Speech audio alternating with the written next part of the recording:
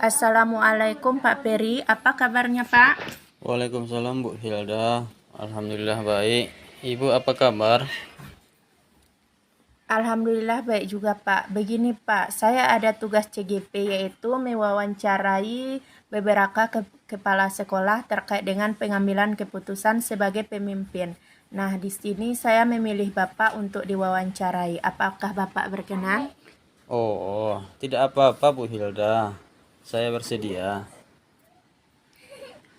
Jadi begini Pak, selama Bapak menjadi kepala sekolah di SMP 32 Koto ini, apakah Bapak pernah mengalami masalah di mana membuat Bapak dilema untuk menyelesaikannya? Jika ada, bisakah Bapak menceritakannya kepada saya? Baiklah Bu Hilda.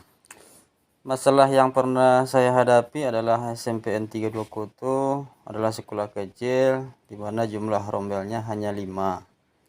Di sekolah ini ada 19 orang guru, 6 PNS dan 5 diantaranya sudah sertifikasi serta 3 orang P3K yang berarti memiliki kelebihan guru honor. Hal tersebut membuat saya dilema karena jika guru tersebut masih dipertahankan, maka dana BOS tidak cukup untuk menggaji mereka disebabkan murid yang sedikit, sedangkan dana BOS juga digunakan untuk menggaji TU dan pustakawan. Di sisi lain, jika saya memberhentikan mereka, maka mereka tidak bisa mendaftar P3K, sedangkan di tahun mendatang akan ada pembukaan P3K besar-besaran.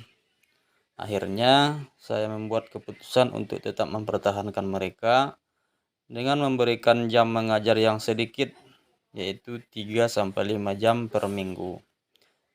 Selain itu, saya meminta mereka untuk mencari jam tambahan ke sekolah lain. Yang terpenting mereka masih terdaftar di Dapodik dan bisa ikut seleksi P3K. Selama ini bagaimana Bapak dapat mengidentifikasi kasus-kasus yang merupakan dilema etika atau ujukan moral? Saya bisa mengenalinya, kebetulan saya juga pernah mempelajari pengambilan keputusan sebagai pemimpin.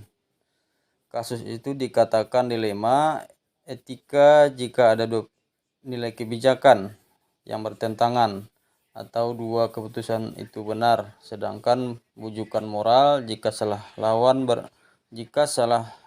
benar, artinya salah satu pilihan keputusan itu salah atau terjadi pelanggaran hukum. Selama ini bagaimana Bapak menjalankan pengambilan keputusan di sekolah Bapak, terutama untuk kasus-kasus di mana ada dua kepentingan yang sama-sama benar atau sama-sama mengandung nilai kebajikan?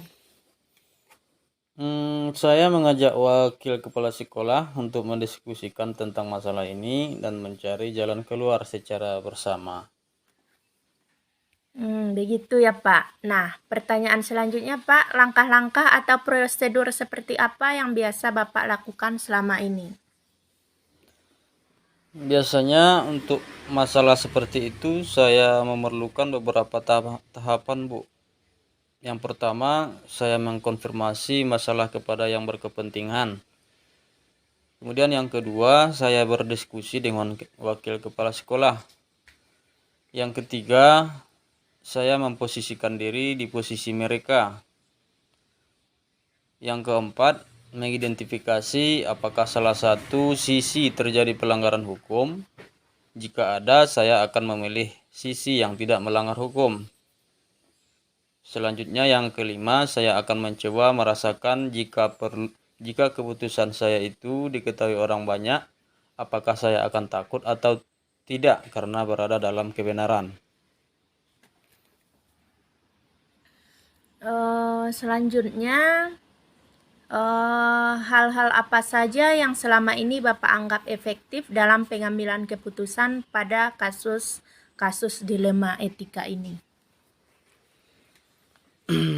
Apa ya, Bu? Yang saya anggap efektif yaitu jika kita melakukan konfirmasi dengan pihak terkait dan memposisikan diri di posisi mereka, atau bisa merasakan jika kita berada di posisi mereka. Selain itu, kita juga harus bisa mempertanggungjawabkan keputusan berdasarkan nilai-nilai kewajiban dan berpusat pada peserta didik. Bagus sekali ya Pak. Kemudian hal-hal apa saja yang selama ini merupakan tantangan dalam pengambilan keputusan pada kasus-kasus dilema etika? Tantangan dalam mengambil keputusan dalam kasus ini, yaitu Bu, tidak ada keterbukaan di antara pihak terkait. Dilema ini membutuhkan keterbukaan untuk sama-sama menyelesaikan masalah. Selain itu, Bu, saya harus menimbang baik buruk dari keputusan saya, apalagi kedua sisi sama-sama benar, yaitu ada dua nilai yang bertentangan, diantaranya nilai keadilan dan nilai rasa kasihan. Apakah Bapak memiliki sebuah tata kala atau jadwal tertentu dalam sebuah penyelesaian kasus dilema etika? Apakah Bapak langsung menyelesaikan di tempat atau memiliki sebuah jadwal untuk menyelesaikannya? Bentuk atau prosedur seperti apa yang Bapak jalankan? Kalau masalah jadwal, tidak ada jadwal khusus untuk menyelesaikan kasus ini. Tetapi saya langsung koordinasi dengan pihak terkait yang seperti saya katakan sebelumnya, yaitu dengan Wakasek dan guru-guru. Adakah seorang atau faktor-faktor apa yang selama ini mempermudah atau membantu Bapak dalam pengambilan keputusan dalam kasus dilema etika ini? Iya, ada Bu. Selama ini faktor yang mempermudah saya yaitu adanya diskusi dengan Wakasek dan para guru, serta meminta ide juga dari kepala sekolah yang memiliki kasus serupa dengan saya, Bu. Oke. Dari semua hal yang telah disampaikan, pembelajaran apa yang dapat Bapak petik dari pengalaman Bapak dalam pengambilan keputusan dilema etika? Pembelajaran yang saya ambil yaitu Bu, untuk mengambil keputusan perlu didiskusikan dulu dengan pihak terkait. Selain itu, kita harus bisa mempertanggungjawabkannya. Ya, terima kasih ya Pak Peri atas waktunya dan jawaban-jawaban yang Bapak berikan.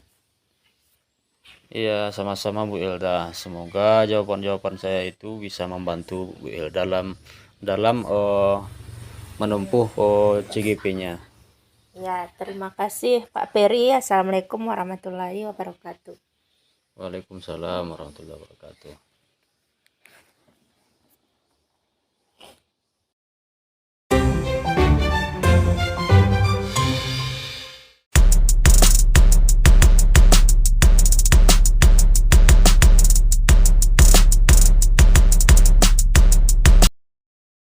Assalamualaikum Bu, apa kabarnya Bu?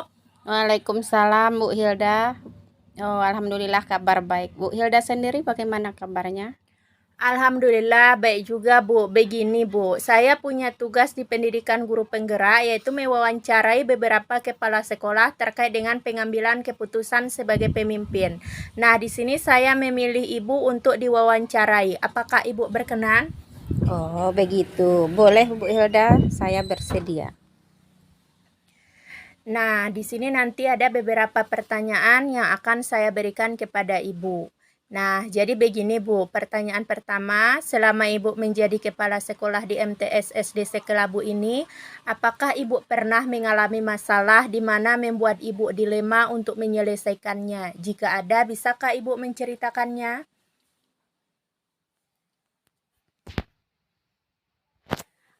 Kalau masalah dilema mungkin banyak ya Bu Hilda, cuman ada salah satunya yaitu ada seorang siswa kelas 8 yang ingin pindah ke MTS Desa Kelabu ini karena dia ingin pindah dengan orang tuanya. Siswa tersebut pindahnya 1 minggu menjelang ujian. Dilihat dari rapornya, siswa tersebut merupakan anak yang berprestasi di sekolahnya. Dia sengaja pindah ke sekolah ini karena ini merupakan sekolah yang terdekat dari rumahnya dan bisa jalan kaki ke sekolah karena dia tidak punya biaya jika harus naik kendaraan umum. Selain itu, orang tua murid tersebut memohon untuk mengikutkan anaknya ujian. Jadi saya dilema, jika saya menerima siswa tersebut dan mengikutkannya ujian, maka siswa lain akan iri karena tanpa ada nilai ulangan yang lengkap dan kehadiran. Di sisi lain, saya berpikir bahwa jika saya tidak menerima anak tersebut, maka anak itu akan tinggal di kelas, sedangkan dia merupakan siswa yang berprestasi. Saya mengambil keputusan untuk mengikut sertakan anak tersebut ujian dengan syarat setelah ujian dia harus mengerjakan tugas yang diberikan oleh guru untuk mengerjakan nilainya yang ketinggalan dari temannya. Dan jika nilainya memenuhi KKM, maka siswa tersebut ya saya bisa naikkan. Oh, seperti itu ya, Bu. Oh, berarti siswa tersebut bisa dinaikkan asalkan nilai KKM-nya memenuhi. Nah, selama ini bagaimana Ibu dapat mengidentifikasi kasus-kasus yang merupakan dilema etika atau bujukan moral? Dari yang saya pelajari, Bu, dilema etika itu ketika kita ditempatkan pada situasi di mana kita harus memilih antara dua pilihan di mana kedua pilihan itu sama-sama benar. Sedangkan bujukan moral itu jika kita ditempatkan dalam situasi yang mengharuskan kita memilih di antara pilihan yang benar lawan salah.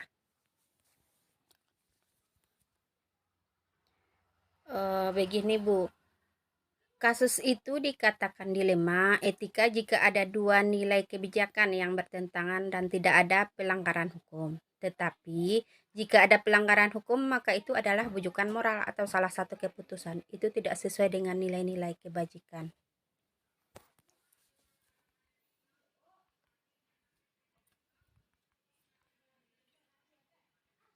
Kemudian selama ini bagaimana Ibu menjalankan pengambilan keputusan di sekolah Ibu, terutama untuk kasus-kasus di mana ada dua kepentingan yang sama-sama benar atau sama-sama mengandung nilai kebajikan? Saya akan membicarakannya dengan kepala yayasan untuk meminta saran selanjutnya dengan wakil kepala sekolah dan guru-guru. Kemudian saya akan menimbang baik buruk dari keputusan saya tersebut. Dan yang terpenting keputusan itu bisa saya pertanggungjawabkan. Oh, begitu ya, Bu. Pertanyaan selanjutnya, Bu, langkah-langkah atau prosedur seperti apa yang bisa Ibu lakukan selama ini? Langkah-langkah yang saya lakukan, saya biasanya membicarakannya dengan pihak terkait. Kemudian melihat keputusan itu apakah ada pelanggaran hukum di dalamnya. Jika ada, maka saya jelas memilih keputusan yang tidak melanggar hukum. Karena kasus ini kedua keputusan sama-sama benar, maka saya melihat baik buruk kedua keputusan tersebut. Biasanya saya mengambil keputusan bagaimana yang baiknya terhadap anak didik saya dan tidak memiliki pengaruh buruk terhadap sekolah. Saya akan merasakan bagaimana saya jika berada di posisi mereka dan keputusan yang saya ambil bisa saya pertanggungjawabkan. Oh, bagus sekali ya, Bu. Kemudian hal-hal apa saja yang selama ini Ibu anggap efektif dalam pengambilan keputusan pada kasus-kasus dilema etika? Begini, yang saya anggap efektif ketika keputusan itu bisa dipertanggungjawabkan. Selain itu, keputusan itu sudah dibicarakan dengan pihak-pihak terkait serta tidak ada unsur yang dirugikan. Begitu ya, Bu. Hal-hal apa saja yang selama ini merupakan tantangan dalam pengambilan keputusan pada kasus-kasus dilema etika? Tantangan dalam pengambilan keputusan ini adalah adanya hal baik dan buruk di antara kedua kepentingan. Saya takut ada pihak yang dirugikan dengan keputusan yang saya ikuti membuat dampak negatif bagi beberapa pihak. Oh, begitu ya, Bu. Berarti ada beberapa tantangan. Kemudian, apakah Ibu memiliki sebuah tata kala atau jadwal tertentu dalam suatu penyelesaian kasus dilema etika dan apakah Ibu langsung menyelesaikan di tempat atau memiliki sebuah jadwal untuk menyelesaikannya? Bentuk atau prosedur seperti apa yang Ibu jalankan? Tidak ada jadwal tertentu dalam mengambil keputusan. Saya langsung koordinasi dengan pihak terkait. Oh, berarti tidak ada jadwal ya, Bu. Kemudian, adakah seseorang atau faktor-faktor apa yang selama ini mempermudah atau membantu Ibu dalam pengambilan keputusan dalam kasus-kasus dilema etika? Iya, ada Bu. Selama ini faktor yang mempermudah saya yaitu adanya diskusi dengan wakil kepala sekolah dan para guru, serta meminta ide juga dari kepala sekolah yang memiliki kasus serupa dengan saya, Bu. Oh, dari semua hal yang telah disampaikan, pembelajaran apa yang dapat Ibu petik dari pengalaman Ibu mengambil keputusan dilema etika? Begini Bu Hilda, adapun pembelajaran yang saya ambil yaitu untuk mengambil keputusan perlu didiskusikan dulu dengan pihak terkait. Selain itu, kita harus bisa mempertanggungjawabkannya. Oh, begitu ya, Pak. Begitu ya, Bu. Terima kasih Bu atas jawaban-jawaban yang Ibu berikan. Mungkin sekian dulu pertanyaan-pertanyaan yang bisa saya berikan. Terima kasih atas kesediaannya, Bu. Sama-sama Bu Hilda dan terima kasih juga sudah bersedia mewawancarai saya. Semoga CGP-nya berhasil Bu Hilda. Ya, terima kasih Bu. Assalamualaikum warahmatullahi wabarakatuh. Waalaikumsalam warahmatullahi wabarakatuh.